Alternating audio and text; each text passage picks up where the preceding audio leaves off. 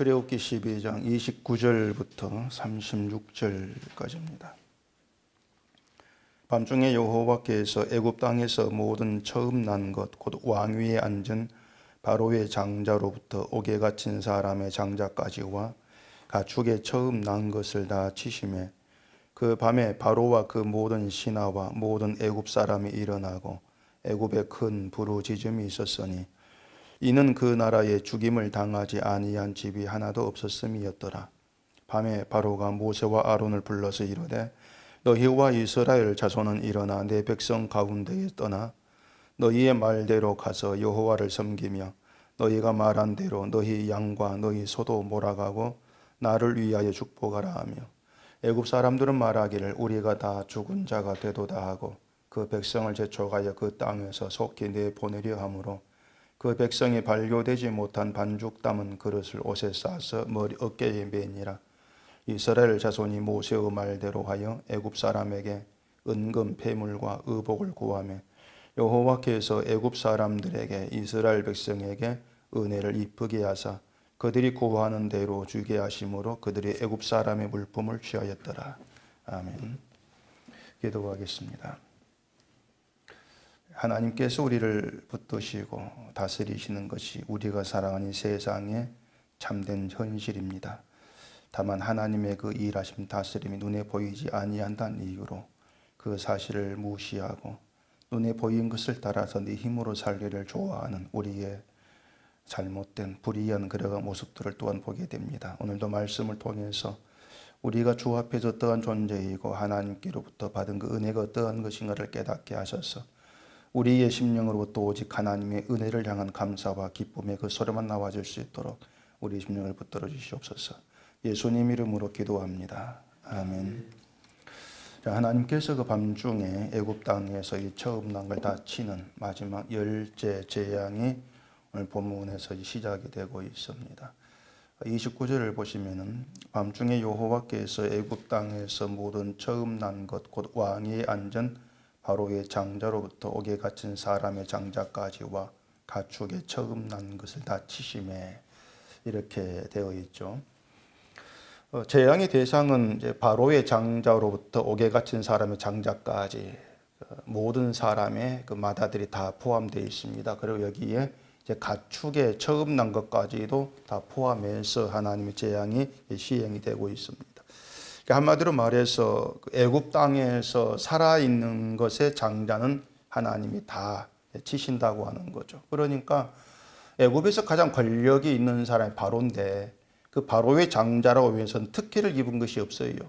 권력이 있는 사람의 장자든 또 애굽에 갇혀 있는 인생의 가장 밑바닥에 있다고 할 수 있는 그 죄수 그 사람의 장자까지 다 하나님 치셨다고 하는 것은 결국은 하나님 심판 앞에서는 모든 인간이 지금 동일하게 대접받고 있는 것이고 또 하나님 심판을 피할 자가 없다는 이러한 의미가 되어지는 것입니다. 권력으로도 또 세상의 어떠한 그 인간성을 가지고도 하나님의 심판을 벗어나고 또 극복할 수 없는 것이 애굽의 그 10번째 재앙의 현실이었죠.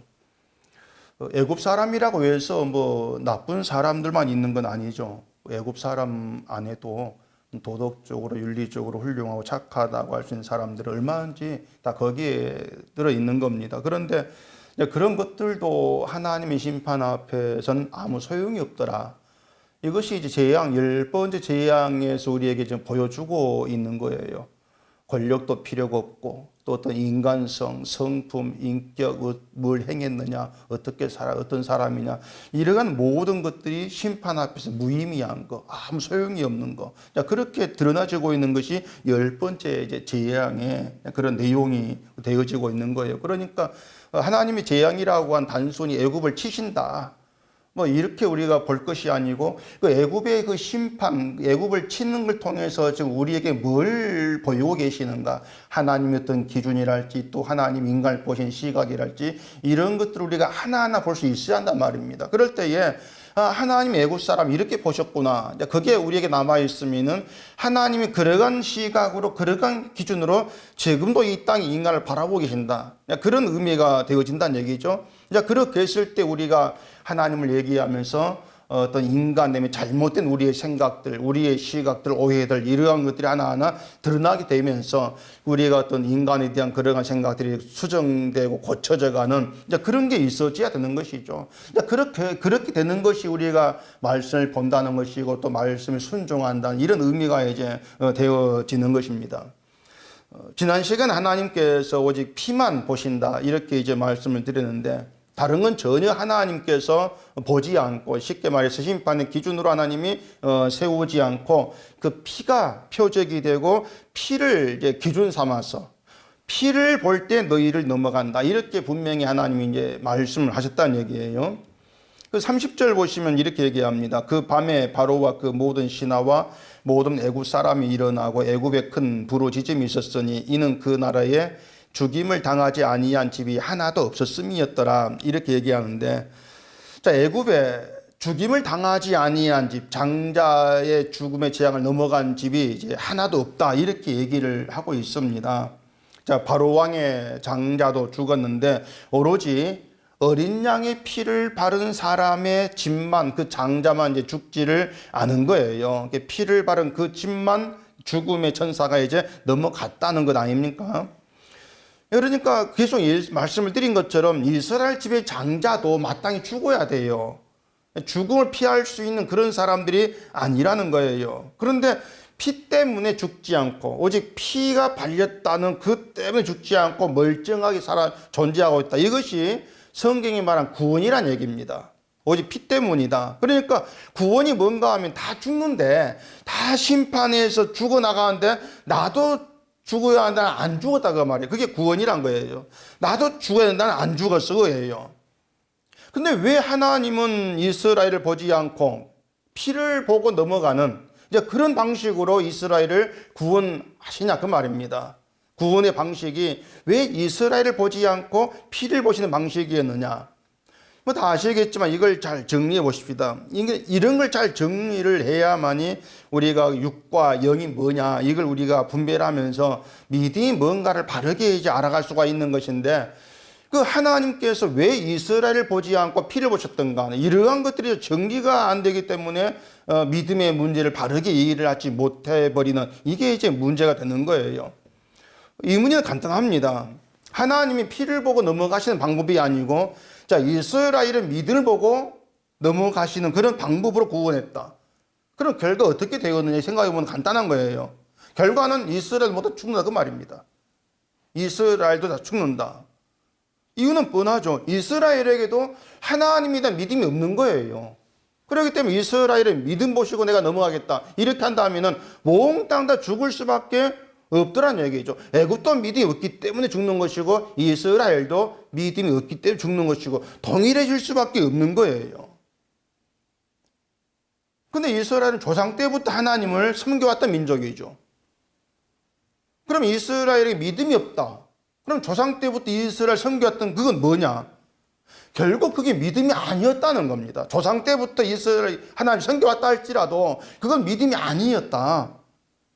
민족 종교였을 뿐이다. 그렇게 드러나질 수밖에 없는 거예요. 애굽이 우상을 만들어가지고 자기들 신을 섬기는 것이나 이스라엘이 민족적으로 오래전부터 하나님을 자기들 신을 섬겨온 것이나 결국은 다르지가 않다는 얘기입니다. 수준이나 그 생각이라는 거지. 똑같다는 얘기예요. 그걸 어떻게 단정할 수가 있는가 뭐 이렇게 생각할 수 있겠지만은 그건 모세가 이스라엘에게 왔을 때 이미 다 드러나게 되어 있습니다. 자, 모세가 바로에게 가가지고 하나님 말씀을 전했다는 그것 때문에 이스라엘이 심한 노동을 하게 되지 않습니까? 자, 그것 때문에 이스라엘은 모세를 원망을 하게 되고 또 모세가 전한 하나님 말씀을 안 들어요. 아예 듣지를 않아 버린다는 얘기죠. 또 그들의 그 믿음 없다는 것은 계속 드러납니다. 광야에서 드러났고 원망을 통해서 이건 우리 잘 알지 않습니까? 근데 그런 내용들이 다 우리에게 얘기해 주는 것이 뭔가 하면은 사람은 어떤 순간에서도 하나님만 의지하고 말씀만 지키는 그런 믿음의 사람이 아니다는 거예요. 그러니까 그런 내막들이 이스라엘 통해 다 드러나고 있다 그 말입니다. 그러니까 조상 대대로 하나님 믿어왔다, 뭐 소위 모태 신앙이다, 아무런 소용이 없는 거예요. 무슨 모태 신앙이라 해가지고 하나 인정해주고 그런 게 없더란 얘기입니다. 우리가 생각할 때에 조상 대대로 믿어왔어. 뭐 모태 신앙이야 이런 것들이 뭐 대단한 어떤 믿음의 공로가 되는 것처럼 이렇게 여겨질 뿐이지 하나님은 그런 걸 안 보신다는 얘기입니다. 이미 그걸 따지고 오면서 넌 몇 년 믿었어 이걸 아예 안 보신다는 얘기예요. 결국은 하나님이 피를 보시고 넘어가시는 그런 방식으로 구원하실 수밖에 없는 것은 우리에게서는 하나님이 보실 만한 것, 하나님께서 받으실 만한 것이 나와질 수 없기 때문이다. 이걸 성경 처음부터 계속 얘기해 주고 있습니다. 이걸 우리가 분명히 하고 넘어간단 말이에요. 우리에게서는 하나님 봐줄 만한 것이 전혀 나와질 수가 없다. 근데 이것을 덮어버리기 때문에 그러면서 우리가 믿음이 우리에게서 하나님 봐줄 만한 것이 나올 수가 있어. 이렇게 나가기 때문에 믿음이 육신을 따라가는 그런 결과가 되어버린다는 얘기입니다. 어린 양의 피가 하나님의 법을 지킬 수가 없는 인간을 위해 준비하시고 확장하신 그런 구원의 유일한 길로 이렇게 주어진 것, 그게 피라면은 우리는 어린 양의 피를 믿는 것이 뭔가에 모든 초점을 두어야 돼요. 그게 당연한 겁니다. 어린 양의 피를 믿는 것, 쉽게 말해서 예수 그리스도의 피를 믿는다는 것이 뭐냐? 어린 양의 피를 믿는 것에 대해서 그 믿음이 답을 찾아야 되고 그 내용을 우리가 알아야 한다는 것이 있죠. 결국 이 6월절 그 이스라엘이 구원받는 애굽에 나오는 이런 일들을 통해서 우리가 볼 수 있는 것이 뭐냐면은 그 당시 인간이 할 수 있는 거, 이스라엘이 할 수가 있는 것은 그 피를 문설주에 바르고 그 집에서 나오지 말라 이 말씀을 따라서 그 집에 들어밖에 있는 거예요. 그게 그들이 할 수 있는 전부였어. 또 그걸로 충분했단 말입니다. 집안에 들어밖에 있는 그걸로 충분한 거예요. 왜? 하나님 피를 보실 거니까. 그래서 그런 내용들을 우리가 하나 따져오면은 그런 말씀을 따라서 구원이라고 하는 거, 이 구원이라고 하는 것, 믿음이라고 하는 것은 내가 뭔가를 하는 가에 있는 것이 아니고 피의 은혜 안에 있는 것이구나. 이걸 믿는 게 믿음이구나. 그게 구원이구나. 이걸 우리가 알아야 돼요. 그게 답이 돼야 돼요. 근데 사람의 속성은 이제 아니죠. 사람의 속성은 자꾸 집안에만 가만히 있기를 싫어하더란 얘기입니다. 집안에만 있으면 되겠냐? 나가서 뭐라도 해야지. 자, 이러한 것들이 하나님을 믿는다는 사람들에게서 끊어지지 않는 그런 생각으로 이제 되어지는 거죠. 이스라엘의 성전에서 행하는 것도 그런 의미로 생각을 했던 거예요. 우리가 하나님 백성인데 제사를 드려야지. 그런 생각이었던 것이죠. 자기들이 제사하면서 하나님을 위해서 뭔가 지금 하고 있다고 생각을 한 겁니다. 내가 하나님을 위해 뭔가를 하고 있어. 근데 결국에는 성전이 무너지고 나라가 망하고 바벨론 포로로 끌려가는 경험하지 않습니까? 할 것 다 했는데 몽땅 무너져 버리는 거예요. 예수님 오셨을 때 유대인들도 율법 지키고 사는 것을 그런 시각으로 생각을 했습니다. 하나님을 위해서 뭔가 하고 있다. 율법 지키는 것도 그렇게 생각을 했던 것이죠. 근데 그런 생각이 결국은 예수님을 십자가에 죽여버립니다. 그런 생각이. 하나님을 위해 뭔가를 하고 있다고 여겼는데 예수님 그걸 다 잘라버리니까 죽여버린 거죠. 지금의 기독교 신앙도 그 맥락 속에 다 묻어 있는 거예요. 하나님을 위해서 뭔가를 해야 한다.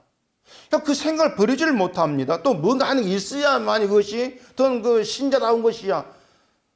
자꾸 그걸 붙들고 안 놓으려고 한다는 얘기예요. 피의 언약, 하나님 피를 보고 넘어가니까 그 피의 약속, 십자가의 그 피의 은혜, 그 은혜 안에서 나오지 말아라. 이게 하나님 뜻인데 사람들은 은혜 받았으면 가만히 있으면 안 되지. 이런 어떤 자기 발상을 내놓는 얘기예요. 사람들이. 그래서 계속해서 뭡니까? 하나님이 나를 보고 기뻐할 수 있게 할 수 있는 방법이 뭘까? 하나님이 나를 보고 복을 줄 수 있는 그런 어떤 그 방법이 뭘까? 자꾸 그런 기발한 아이디어를 자꾸 생각해 내는 일에 마음을 돌려가지 않습니까? 이렇게 하는 것이 하나님 기쁘게 하는 것이 아니 것인가? 그렇게 헛되고 허망한 일을 쫓는 것이 인간의 발상들이고 그 발상 탐욕입니다. 탐욕에 의해서 그런 이제 생각들이 나와지게 되는 거예요. 자, 그렇게 자기 탐욕으로 살던 사람에게 성령이 오게 되어지면은 사람이 하나님을 기쁘게 하기 위해서 뭔가 해보겠다고 하는 것이 결국 하나님 법에 굴복하지 않는 것이구나, 이걸 알아요. 그게 성령의 om으로 인해서 나오는 깨달음이죠. 그러니까 성령 받았다고 하는 것은 딴 게 아니고 내가 하나님의 굴복지 않고 살았구나, 그게 뭔가 내가 뭔가를 해서 하는 기쁘게 해보겠다는 그거였구나, 이걸 아는 거예요. 그게 성령의 활동하는 것도 흔적 증거니까. 그래서 그걸 통해서 내가 왜 심판을 받아야 될 인간이 지나지를 아니했던가를 알게 되어지면서 십자가 죽으신 예수 안에 산다는 것이 이런 거구나, 주의 그 이루신 은혜만 바라보는 게 그게 은혜야, 예수 안에 사는 것이구나, 이걸 알게 되어지는 거죠. 그렇게 예수만을 보게 되어지는 것이 신자가 누리는 기쁨인 거예요. 내가 뭘 했어, 나 이걸 했어, 그런 기쁨이 아니고. 자, 이스라엘이 애굽에 나와가지고 홍해 앞에 도착했을 때에, 자, 앞에는 홍해가 있고 뒤에는 애굽 군대가 쫓아오고 있습니다. 자, 앞에는 홍해가 가로막고 있고 뒤에는 애굽 군대가 오고 있고, 그러니까 앞에도 죽음이고 뒤에도 죽음이에요. 말 그대로 진퇴유곡이고 사면초가, 막 그렇게 볼 수가 있겠죠. 그때 이스라엘이 모세를 원망을 합니다. 뒤에 그 출애굽기 14장 한번 보십시다. 14장, 출애굽기 14장 11절. 그들이 또 모세에게 이르되 애굽에 매장지가 없어서 당신이 우리를 이끌어내어 이 광야에서 죽게 하느냐, 어찌하여 당신이 우리를 애굽에서 이끌어내어 우리에게 이같이 하느냐, 우리가 애굽에서 당신에게 이른 말이 이것이 아니냐, 이르기를 우리를 내버려두라, 우리가 애굽 사람을 섬길 것이라 하지 아니하더냐, 애굽 사람을 섬기는 것이 광야에서 죽는 것보다 낫겠노라. 자, 앞에도 죽음이 있고 뒤에도 죽음이 있고, 죽음과 죽음 사이에서 이스라엘이 할 수 있는 것은 원망하는 것밖에 없어요. 원망하는 거죠. 왜 우리를 나오게 했어? 모세를 원망한다고 해서 그 일이 해결되는 건 아니에요. 자, 지금 이스라엘 백성이 하는 말이, 아니 우리를 내버려 두라고 했지 않느냐, 근데 우리를 왜 나오게 했어, 이렇게 핑계를 대고 있는 겁니다. 근데 그들이 애굽에 나올 때에 모세의 말을 따랐어요. 우리 안 당하겠다 한 것이 아니에요. 애굽 사람에게 은근 폐물과 의복을 받아가지고 나올 때에 그들이 우리 나가기 싫어하면 다 돌려주고 이런 게 아니었다는 얘기입니다. 근데 상황이 힘들어지니까, 죽는다 이 생각이 되니까 우리를 왜 애굽에서 끄집어내었어, 상황을 원망을 하죠. 그런 상황을 주신 하나님, 모세를 말입니다. 사람은요, 좋은 일 있으면 웃는 것이고 나쁜 일 있으면 원망을 해요. 그게 우리의 그때 본래 습성이잖아요. 하나님도 그런 습성을 믿고 있는 겁니다. 하나님도. 이런 걸 믿음이라고 할 수 없다는 거, 이게 분명한 사실 아니겠습니까? 이스라엘이 죽음과 죽음 사이에 갇혀 있을 때 이 하나님께서 모세에게 지팡이를 들어가지고 바다 위에 손을 내밀게 하고, 그때 홍해가 갈라집니다. 분명히 앞에 죽음으로 막혀져 있는데 길이 생기지 않습니까? 길이 열린 거예요, 모세로 인해서. 이게 예수 그리스도로 인한 우리의 구원이란 말입니다. 우리가 처한 상황이 죽음이에요. 죽음의 세계에 갇힌 자, 그게 우리의 본래의 모습이란 말입니다. 죽음에서 우리가 벗어날 수가 없고 어디로 피할 수도 없는 게 세상입니다. 우리 살아가면 경험하지 않습니까? 그런 세상에 예수님께서 오셔가지고 길이 되신 것이죠. 홍해 갈라진 것처럼 우리를 막고 있는 죽음이 갈리고 길이 생긴 거예요. 예수님 오셨다고 하는 것이. 그 길이 그리스도라는 우리가 믿고 있지 않습니까? 그게 기독교 신앙이거든요. 앞뒤로 죽음에 갇힌 상황에서 하나님 믿던 이스라엘이 하나님 믿고 맡긴 게 아니라 원망했음에도 불구하고 모세를 통해 길이 열렸다고 하는 거. 이스라엘 처음부터 안 보고 계시는 거예요. 하나님은 보지 않고 구원의 길을 열면서 계속 은혜를 베풀고 있는 것이죠. 그게 우리의 믿음의 세계예요. 하나님 우리를 보시고 우리를 통해서 뭔가 대가를 주시는, 그렇게 일하신 적이 한 번도 없다는 얘기입니다. 그래서 믿음이라고 하는 건 길이 되신 예수를 믿는 것이다. 처음부터 끝까지 내가 아니고 예수를 바라고 믿는 것, 이게 성령 받은 자의 믿음이 되어진단 말입니다. 그래서 성령 받은 신자에게서 드러나는 게 감사예요. 죽음 안에서 아무것도 한 것이 없고 원망한 거 이것밖에 없는데 홍해 갈라져 길이 열렸다. 그것이 감사로 자리해야죠. 그래 이스라엘이 홍해를 건너고 나서 구원의 노래를 부르지 않습니까? 물론 그때 또 원망했지만은 그게 인간이니까. 결국 우리의 믿음의 세계는 늘 예수 그리스도 안에서 시작이 되고 맞춰져야 한단 말입니다. 예수님을 벗어난다고 하는 것은 집 밖에 있으란 말씀을 벗어나서 내가 뭔가 내 힘으로 해보겠다는 그런 발상의 세계가 될 수밖에 없는 것이고 그게 육신의 세계예요. 육을 쫓는 세계다. 이렇게 성경이 얘기를 하고 있습니다. 사람은요, 착하든 착하지 않든지 간에 상관없이 모든 사람이 자기 힘을 믿고 또 자기를 힘쓰고 살아가는 게 사람의 모습인데 하나님은 그걸 용납지를 않으시겠다는 겁니다. 우린 그게 내 일이고 내 당연한 것인데 하나님은 그걸 용납지를 않으시겠다고 하는 거예요. 그렇기 때문에 부딪히는 거죠. 자, 하나님이 애굽에 장자를 치시는데 고대 사회에서 장자는 가문을 이어가는 힘이에요. 장자는 가문의 전부 힘이죠. 그래서 부모에게 장자는 가문을 물려주고 또 가문을 이어가게 할 자기의 전부가 되는 겁니다. 장자가. 그러한 장자를 치셨다고 하는 것은 인간의 힘으로 이어가는 가문을 끊어버리는 것 같아요. 그러니까 하나님이 치시는 심판의 그 세상이라고 하는 것, 모든 인간이 자기 힘으로 자기의 세계를 이루어가는 그런 방식으로 살아가는 세상. 그렇게 보고 계시는 거죠. 그런 세상에서 피를 바른 집만 죽음이 넘어가게 하신다고 하는 것은 피를 바른 가문, 그 가문만 하나님이 인정하시겠다는 겁니다. 딴 가문 말고 세상서 뭐 이름 있는 가문 뭐 그런 집안 아무 필요가 없고 피를 바른 가문만 인정하겠다. 그게 열제 재앙이 들어있는 내용이에요. 그게 예수 그리스도의 가문이죠. 마태복음 1장 1절에 말하는 것이 아브라함과 다윗이 한 예수 그리스도의 계보라 이렇게 되어 있습니다. 그리고 뒤에 많은 사람 이름이 등장을 하죠. 그 등장한 사람들이 다 구원받을 만한 사람들이 아니에요. 모두가 다 죄를 물려받은 그런 인간 지나지를 않습니다. 근데 그들의 인생에 예수님이 들어오신 거예요. 언약 안에서 주님이 들어오셨다. 이것 하나 때문에 예수님의 계보의 그 이름이 등장하게 되어진단 말입니다. 우리의 구원이 그런 겁니다. 예수님이 우리에게 오셔서 우리를 예수님에게로 붙들어 가신 것 때문에 생명이라고 하는 구원의 가문에 우리가 속하게 된 거예요.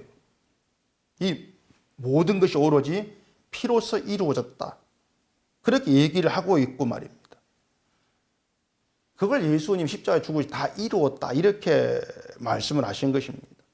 그래서 교회는 예수 그리스도 십자가에서 다 이루셨다는 것을 믿는 믿음의 사람들을 교회라 이렇게 얘기합니다. 이것이 교회됨으로 존재하기 위한 우리의 기준이 되어야 돼요. 사회에서 우리가 교회로 모이니까 어떤 좋은 일을 많이 할까? 이게 기준으로 우리가 세우는 것이 아니고요. 예수님이 다 이루신 것을 믿느냐는 것이 우리 기준이 되어야 된단 말이에요. 그게 그 기준을 하나님께서 보시니까. 사람들이 그 기준을 안 봐도 하나님 그 기준을 가지고 교회야 교회 아니냐 이렇게 갈라내신다는 얘기예요. 그럼 우리는 하나님이 기준을 세우신 그걸 볼 수밖에 없는 것이죠. 예수님이 다 이루었다. 이것이 기준 된다면은 사람의 손으로 교회를 교회답게 만들어 보겠다는 이 발상이야말로 교회를 허무는 인간의 일밖에 되지 아니한다. 늘 그걸 우리가 알고 있어야 한단 말입니다. 그게 예수의 피의 은혜를 회방하는 것이죠. 그래서 하나님께서 딴 게 아니고 오직 피를 보시고 넘어가셨다. 이스라엘 집은 애굽의 장래 다 죽는데 이스라엘 집은 그 피 때문에 장래 죽음에서 넘어갔다. 이러한 얘기가 하나님이 세우신 심판의 기준이 우리에게 뭔가를 보여주고 있는 것임을 우리가 좀 생각을 해야 될 것이고요. 피가 심판의 기준이라면 예수님께서 십자가 죽으심으로 그 모든 걸 다 이루었기 때문에 그 피의 세계 안에서 우리가 될 것은 존재하지 않는 것. 이것이 구원의 세계다. 그걸 성경이 계속해서 우리에게 얘기해 주고 있다는 것을 염두에 두셔야 되는 겁니다. 사람이 우리가 뭘 했든지 간에 그것이 기준되어 가지고 심판 행해지는 그런 일은 없는 거예요. 그래서 성화를 얘기하면서 자꾸 인간에게 초점을 두는 그런 얘기도 많이 있는데 결국 이건 내가 행한 것을 기준해 가지고 하나님을 상대하겠다는 그런 것밖에 되지를 않습니다. 하나님이 구원하실 만한 그런 사람 내가 되보겠다. 이러한 의도밖에 안 되는 것이죠. 이런 사람에게 하시는 말씀이 있어요. 고린도후서 5장 10절에 보면은 바울이 이렇게 얘기합니다. 이는 우리가 다 반드시 그리스도의 심판대 앞에 나타나게 되어 각각 선악간에 그 몸으로 행한 것을 따라 받으려 함이라. 자, 우리가 그리스도의 심판대 앞에서 내 몸으로 행한 것에 따라 받을 것이 있다면 그게 뭐겠냐고 하는 거죠. 문제가 뭐냐면요. 우리가 선을 행했다고 하면서 내놓는 것들, 그러한 것들이 하나님 볼 때에는 전혀 선한 것으로 인정되지를 못한다는 겁니다. 그게 문제가 되는 거예요. 우리 나름대로 선한 걸 내어놔요. 근데 하나님은 그건 다 선한 것이 아니다. 다 커트해 버린다는 얘기죠. 그게 문제가 된단 말입니다. 만약에 우리가 어떤 행한 것 중에 하나님이 선한 것으로 인정하면서 받아주실 것이 있다면은 그렇다면 문제될 것이 없죠. 예수님도 고생스럽게 이 땅에 오셔가 십자가 죽으실 그런 필요도 없는 거예요. 우리가 잘하면 되니까. 근데 하나님의 기준에서 뭔가 선하다고 인정될 만한 걸 우리에게 나오지가 아니한다. 우린 자꾸 이게 진짜입니다. 이렇게 내어놓는데 하나님은 이건 진짜 아니다. 모조품이다. 그렇게 진단해 버린다는 얘기죠. 근데 또 그 고린도후서 5장 10절 앞에 9절에 이렇게 또 얘기합니다. 그런즉 우리는 몸으로 있든지 떠나든지 주를 기쁘시게 하는 자가 되기를 힘쓰노라. 또 이런 말을 한다는 얘기예요. 주를 기쁘시게 하는 자가 되기를 힘쓴다. 이런 구절을 이제 좀 깊이 생각도 해보지 않고 해석하기 때문에 신자는 주를 기쁘시게 하기 힘써야 된다 그러면서 그걸 위해서 또 뭐 착한 일도 해야 되고 또 신앙생활 열심히 해야 되고 또 이런 말을 또 하게 된다는 얘기예요. 사도 바울이 주를 기쁘시게 하는 자 되기를 힘쓴다 이렇게 말을 하면서 고린도 교회에 주를 기쁘시게 하기 일을 뭘 해라고 말한 적이 없습니다. 그러니까 주를 기쁘시게 하기 힘쓴다는 것이 뭔가 사람을 해야 되는 그런 문제라면 고린도 교회에 너희가 주를 기쁘게 하기 위해서 이렇게 그런 얘기를 했어야 됐죠. 근데 바울은 그런 얘기를 한 적이 없어요. 바울은 다만 십자가를 계속 증거했을 뿐이고 십자가를 말하면서 사람을 자랑하지 말아라 이렇게 얘기하지 않습니까? 사람을 자랑하지 말라는 것이 뭐냐면 사람이 네가 한 일을 스스로 거부해라는 거예요. 네가 한 일을 네가 부인해 거부해라고 하는 것이죠. 그게 주를 기쁘시게 하는 것이다 그 뜻입니다. 그러니까 주를 기쁘시게 힘쓴다는 얘기가 뭐냐면은 주를 기쁘게 하는 일을 하려고 이런저런 일을 한다는 것이 아니고 내가 모든 일을 거부한다. 그런 의미가 되어지는 거예요. 사람이 내가 한 일을 거부한다는 것은 예수님이 하신 일만 높이고 그걸 자랑한 그 뜻이거든요. 그걸 주가 기쁘게 여기신다 그 말입니다. 내가 믿음이라고 생각했던 것들을 예수님이 다 무너뜨려 버리고 내가 알지 못했던 새로운 믿음의 세계로 이끌어간다는 그걸로 기뻐하고 감사하는 거. 나의 세계가 아니고 주님이 이룬 그 세계를 기뻐하는 거. 그 믿음으로 그걸 주가 기쁜 여기신다는 거예요. 그러니까 이러한 신자는 내 것이 아니고 주께서 이루신 것을 기뻐하는 그러한 신자는 뭔가 하나님께 내 몸으로 땅에 행것을 내어놓으면서 뭔가를 받겠다는 그런 생각을 할 수가 없는 거죠. 그게 나올 수가 없는 거예요. 왜냐하면 내 몸으로 따라 행한 것을 받고자 하는 것은 결국 예수님이 행하심으로 이루신 걸 거부한다. 이러한 뜻밖에 안 되기 때문에 그렇습니다. 예수님이 행하신 걸 거부한다면은 내가 구원될 근거가 사라져버린 것이거든. 이걸 알기 때문에 내 것을 거부할 수밖에 없죠.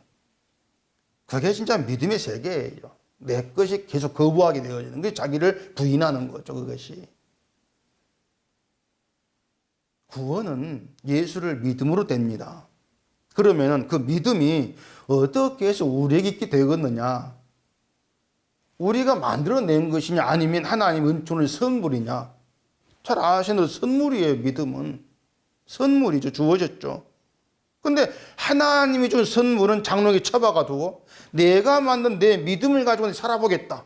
이렇게 나온다면은 하나님 주신 것을 무시하는 그런 결과가 되어지는 거죠.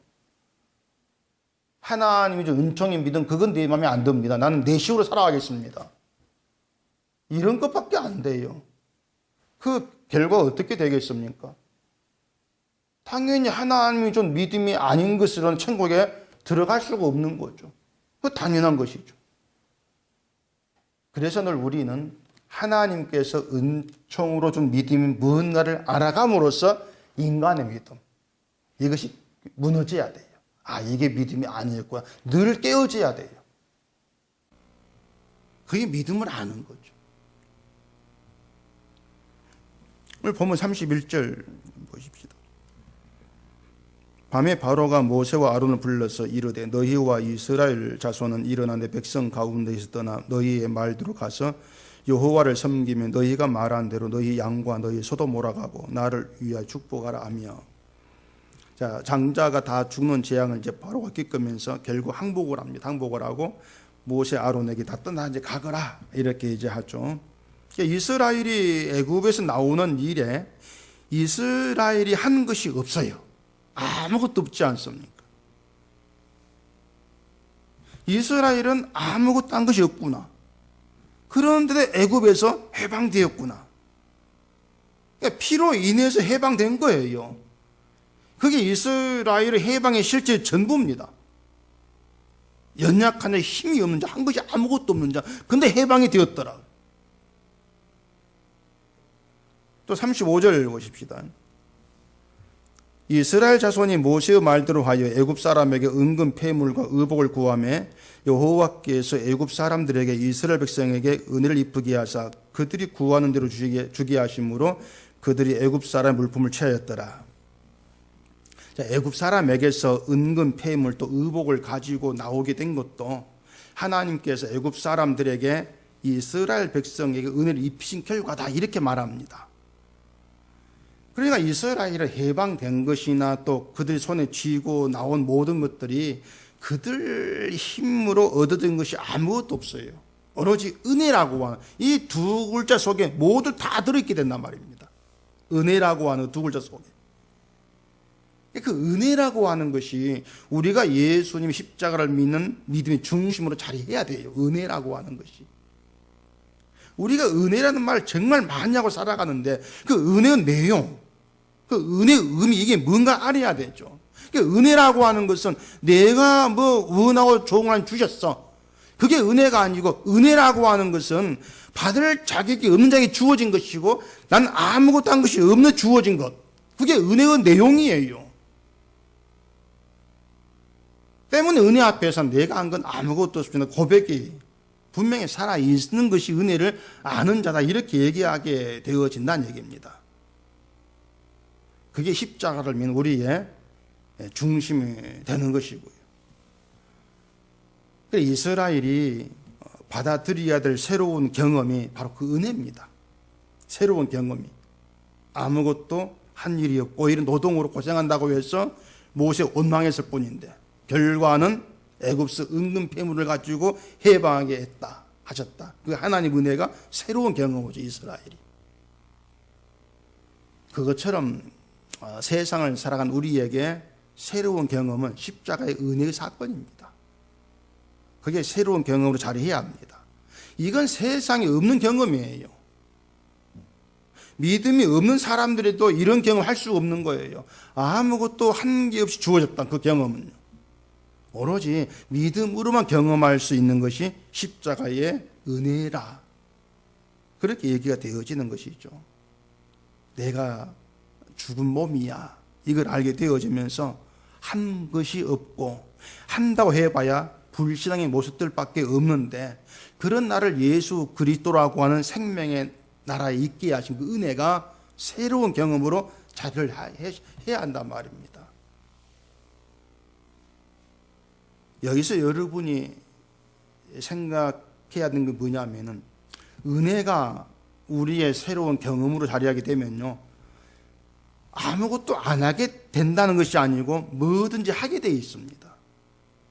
뭐든지 하게 돼. 근데 다른 게 뭔가 하면은, 뭐든지 하게 되면서도 아무것도 안 한 사람으로 살아가요. 그게 은혜 안에의 삶 모습이에요. 그러니까 뭐든지 하게 되면서도 내가 뭔가 했던 자체가 남아있지를 않는 겁니다. 은혜 안에 있기 때문에. 모든 게 은혜로 되어진 것이니까. 그러니까 은혜의 세계를 가능케 하는 게 뭐냐면은 십자가의 피를 기준으로 하는 믿음인 거예요. 그래서 은혜를 얘기할 때에, 우리가 아무것도 한 것이 구원되었습니다, 이런 얘기할 때에, 그럼 아무것도 하지 말란 말이냐, 이러한 반응을 하는 것이 결국 은혜를 모른다는 그런 증거가 되어진다는 얘기죠.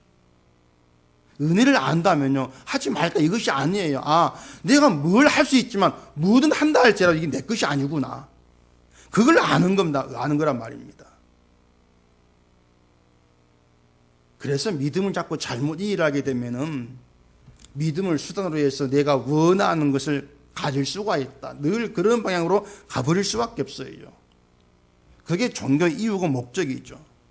근데 하나님이 주신 믿음은 하나님께서 일하신 세계, 하나님이 이루신 그걸 보면서 이미 하나님께서 내게 베푸신 것이 뭔가를 보고 그걸로 기쁘게 되어지는 것, 그게 믿음이에요. 그 차이를 잘 알아야 되죠. 내가 뭔가를 해서 받는 것이 아니고 하나님이 이미 이루셔서 주신 것을 누리고 살아가는 것, 이게 믿음이다. 이걸 알아야 되죠. 우리를 그런 사람으로 이 땅에 남기시려고 부르시고 믿음을 주신 거예요. 그래서 믿음이라고 하는 것은 하나님이 내게 베푸신 것이 얼마나 가치 있고 귀한 거고 좋은 것인가를 알아가게 합니다. 그게 믿음이에요. 그걸 알게 하기 위해 성경이 있는 것이죠. 열째 재앙 우리 그것을 보여주고 있는 것이고, 죽음에 갇힌 자들인데 예수의 피가 우리에게 뿌려져서 죽음에 해방되었다, 그걸 우리에게 보여준 내용이 열째 재앙이죠. 그렇기 때문에 그걸 우리가 알게 되고 그런 믿음 가운데 있게 되면은 이 땅의 것을 내가 쥐어보겠다고 하나님 부르고 찾았던 그런 일들이 부끄러움이 되어질 수밖에 없는 거예요. 그런 모습을 통해서 나도 심판에 들어갈 존재에 지나지 않았구나, 이걸 깨닫게 되어지는 것이죠. 열째 재앙에서 우리가 분명히 염두에 두셔야 되는 것은 마지막 때의 심판 기준은 예수의 피라는 겁니다. 피를 보고 심판이 넘어가십니다. 그렇다면 우리에게 가장 중요한 거, 예수의 피를 믿고 그 피의 은혜 안에 우리가 살아가는 겁니다.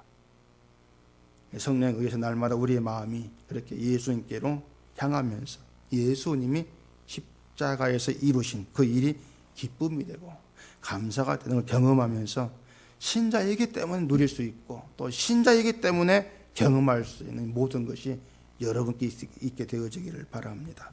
기도하겠습니다. 우리 아버지 하나님, 애굽에 행하신 열째 재앙을 통해서 우리에게 주어진 복된 그 세계가 어떤 것인가를 다시금 생각하게 되어집니다. 죽음의 세계 속에서 오직 피를 보시고 넘어간, 또 피로 말미암아 산 자의 세계가 있다는 것을 우리가 보면서 예수 그리스도의 피로 이루어진 은혜의 세계, 그 은혜의 세계로 부르면 우리가 얼마나 복된 존재인가를 깨달아 알게 하시고, 이 은혜가 우리의 살아간 동안에 날마다 기쁨이 되고 감사가 되는 걸 경험할 수 있도록 은혜 주시옵소서. 예수님 이름으로 기도합니다. 아멘.